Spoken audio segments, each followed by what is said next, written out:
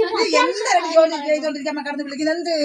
നിങ്ങൾക്ക് സ്ഥിര ജോലി വേണമെന്ന് പറഞ്ഞു. സ്ഥിര ജോലി വേണം. ഓ സ്ഥിര ജോലി വേണം. ശമ്പളം കുമാരി ചേച്ചി കുറവാണ്, അതുകൊണ്ട് എനിക്ക് 7,000 രൂപ ഉള്ളു. അതിൽ കൂടുതൽ ശമ്പളം ഉണ്ട്. ഡെയിലി 1,000 രൂപയുണ്ട്. 360 ദിവസം ജോലിയുണ്ട്. 36,000 രൂപയുള്ളൂ. ഓ ഞാൻ വരാടി, സത്യമായിട്ട് വരാടി രാജി. അതൊക്കെ കറക്റ്റ് തന്നെ, എല്ലാം കറക്റ്റ്.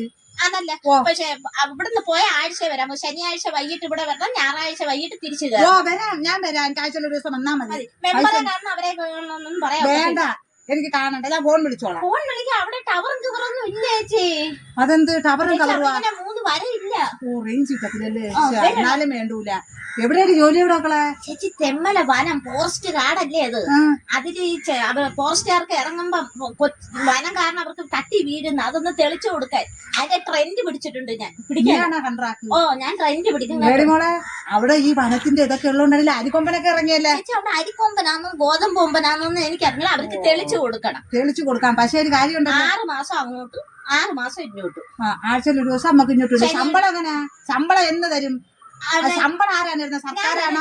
സർക്കാർ എനിക്ക് ഞാനും തരും. ഓ പക്ഷെ എന്ന് തരും? ആഴ്ച തോറുവാണോ മാസം തോറുവാണോ എങ്ങനെയാണ്? എനിക്ക് തരുന്ന അനുസരിച്ച് എനിക്ക് ജോലി ചെയ്ത് ഇറങ്ങിയ അപ്പോഴേ എന്റെ പൈസ ഇറങ്ങണം രാജി. അല്ലാതെ ആഴ്ച വേണ്ട മാസം വേണ്ട, എനിക്ക് അന്നു പൈസ. അവരെനിക്ക് ചെക്ക് തരും. നിങ്ങൾക്ക് ഡെയിലി ഉള്ള പൈസ ഞാൻ അന്ന് 1000 രൂപ വെച്ച് തരും.